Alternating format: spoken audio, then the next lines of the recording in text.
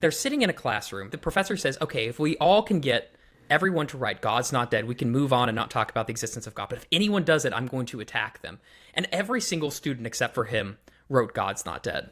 Yeah, I think it's just not a believable student body in America. 50 to 75% of them would believe in God.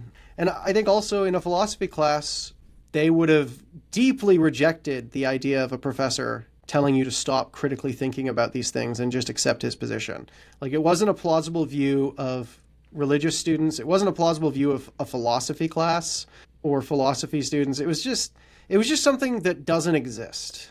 And so it didn't hit any of its marks because they don't parallel anything in reality. This highly implausible scenario, because if a professor really did that, they would get sued so heavily. In the end credits, when the film ends, they then say this film was inspired by all of these situations where students were persecuted in academic context in America. So they're really trying to make the case that this is how it is. I looked through all of those. They're mostly about student groups getting funding from a public university, and Christians won virtually all of them. These films are part and parcel with an American evangelical culture that has consistently portrayed itself as deeply persecuted, even though they're kind of the main demographic of the country.